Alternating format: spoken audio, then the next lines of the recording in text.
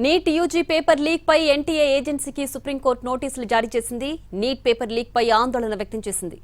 NTA ఇంకా గుణపాఠం నేర్చుకోలేదని పేర్కొంది. దీనిపై గతంలో తాము కమిటీ ఏర్పాటు చేశామని గుర్తు చేసింది. రాధాకృష్ణ కమిటీ సిఫార్సుల అమలుకు హై పవర్ కమిటీ తీసుకున్న చర్యలపై 3 రోజుల్లో అఫిడవిట్ దాఖలు చేయాలని ఎన్టీఏకి ఆదేశాలు జారీ చేసింది.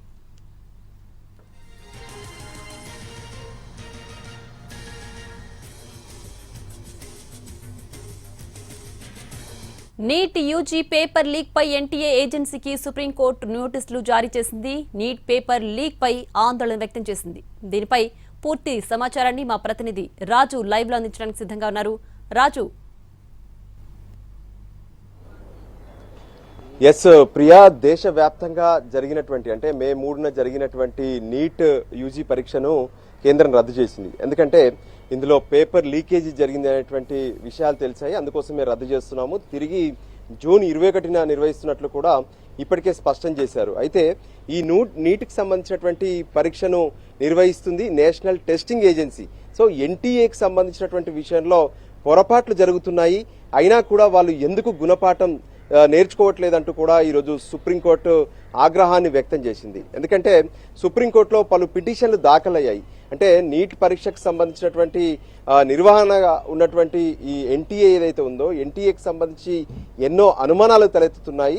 నేషనల్ టెస్టింగ్ ఏజెన్సీని పునర్నిర్మించాల్సినటువంటి అవసరం కూడా ఉంది. ఈ విషయంలో చాలా కీలకమైనటువంటి నిర్ణయాలు తీసుకోవాలంటూ కూడా సుప్రీంకోర్టులో పలు పిటిషన్లు దాఖలయ్యాయి.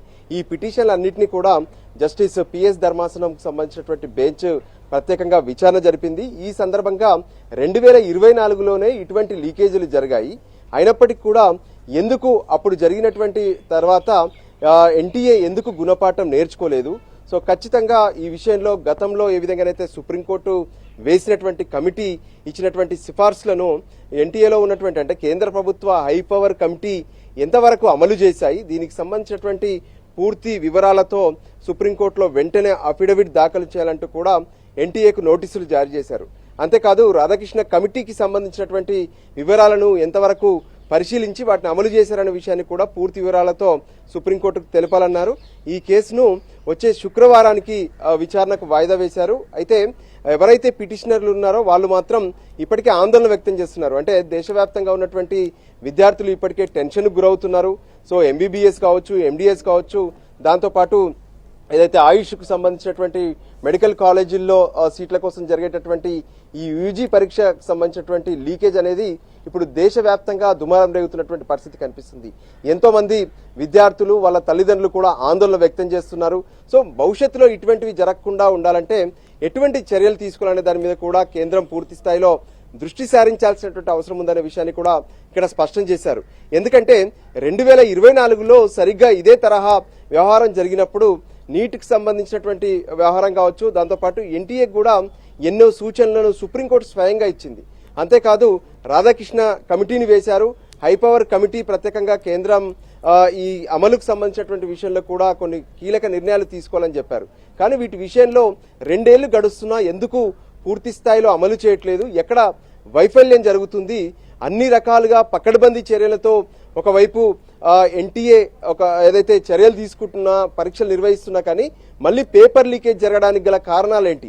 వీటన్నిటి విషయంలో తిరిగి జరగకుండా ఉండేందుకు కావాల్సినటువంటి చర్యలపైన ఎన్టీఏ వెంటనే 3 రోజుల్లో అఫిడవిట్ దాఖలు చేయాలి. ఆ తర్వాత శుక్రవారం రోజున ఈ కేసుకు సంబంధించినటువంటి విచారణ ఉంటుందని చెప్పి సుప్రీంకోర్టు ధర్మాసనం స్పష్టం చేసింది. దానికి అనుగుణంగా మళ్ళీ అటు ఎన్టీఏకి సంబంధించినటువంటి అఫిడవిట్ దాఖలు చేయడం, దాన్ని పరిశీలించిన తర్వాత వచ్చే విచారణ సందర్భంగా సుప్రీంకోర్టు మరికొన్ని కీలక నిర్ణయాలు తీసుకునే అవకాశం అయితే స్పష్టంగా కనిపిస్తుంది. Priya. Right Raju, thanks for the updates.